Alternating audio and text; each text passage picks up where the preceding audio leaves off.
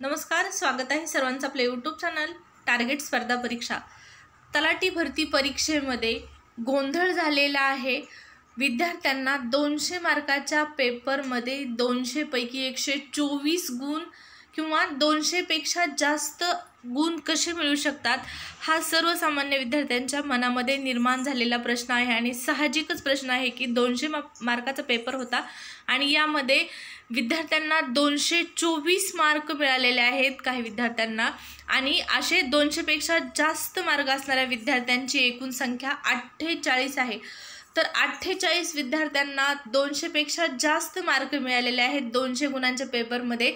आणि हे कशा प्रकारे घडलेलं आहे, याचं नेमकं कारण काय आहे, कसे मार्क त्यांना मिळालेले आहेत, या संदर्भात महसूल विभागाच्या माध्यमातून स्पष्टीकरण देण्यात आलेलं आहे की 200 मार्काच्या पेपरमध्ये 48 विद्यार्थ्यांना 200 पेक्षा जास्त गुण कसे मिळालेले आहेत.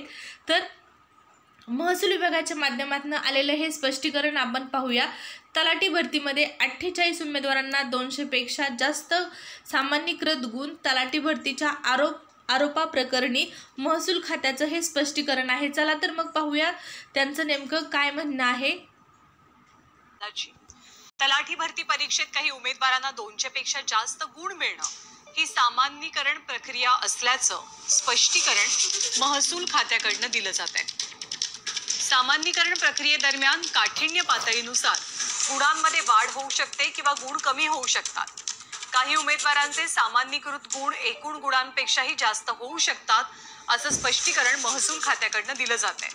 तर या परीक्षेत 48 उमेदवारांना 200 पेक्षाही जास्त सामान्यीकृत गुण असल्याचं या खात्यानं म्हटलंय. संबंधित परीक्षा TCSच्या माध्यमातून घेतली गेलेली होती. राहुल कुलकर्णी आपल्याला माहिती देतात.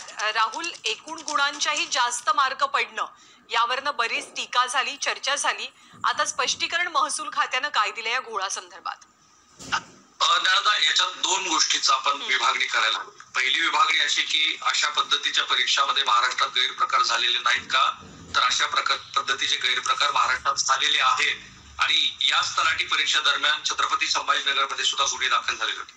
परंतु निकाल आल्यानंतर ज्या पद्धतीनं हा निकाल चुकीचा आहे आणि या निकालामध्ये मोठ्या प्रमाणामध्ये घोळ घातला गेला आहे, अशा पद्धतीच्या ज्या बातम्या आल्या सगळ्याच माध्यमामध्ये आणि त्याच्यावरती मग काही आमदार व्यक्त झाले, काही मंत्र्यांनी सुद्धा याबद्दल भाष्य केलं, तर याला कुठेतरी प्रतिवाद करणारी आणि सामान्यतः सामान्य माणसाच्या आकलनाबाहेर असलेली गोष्ट ही महसूल विभागानं दिलेली आहे. आणि मी त्याची पडताळणी केली की ते जे म्हणतायत की साधारणपणे सामान्यीकरण करण्याची एक प्रक्रिया पद्धती असते आणि अशाच पद्धतीचा निकाल यापूर्वी सुद्धा आलेला होता एका वेगळ्या परीक्षेमध्ये आणि ते प्रकरण बॉम्बे हायकोर्टामध्ये दाखल झाल्यानंतर बॉम्बे हायकोर्टाने ही प्रक्रियेला मान्यता दिलेली आहे.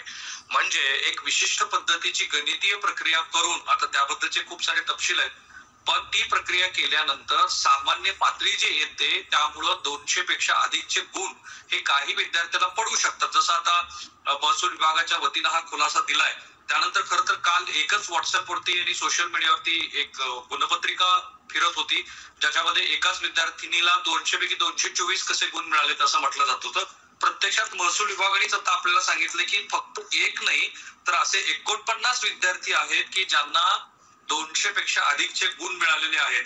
आणि मग यासाठीचं जे सामान्यीकरण प्रक्रिया आहे ती बरीचशी किचकट आहे, पण प्रत्येक शिफ्टसाठी सरासरी स्कोर 120 एका शिफ्ट मध्ये उमेदवारांनी मिळवले एकूण गुण भागिले शिफ्ट मधील उमेदवार, प्रत्येक शिफ्टसाठी गुणांचे मानक विचलन असे सगळे एक मॅथमॅटिकल प्रोसेस आहे आणि ती प्रोसेस केल्यानंतर 200 पेक्षा अधिकचे गुण मिळू शकतात असं महाराष्ट्र सरकारचं स्वतःचं महसूल विभाग सांगतो आहे.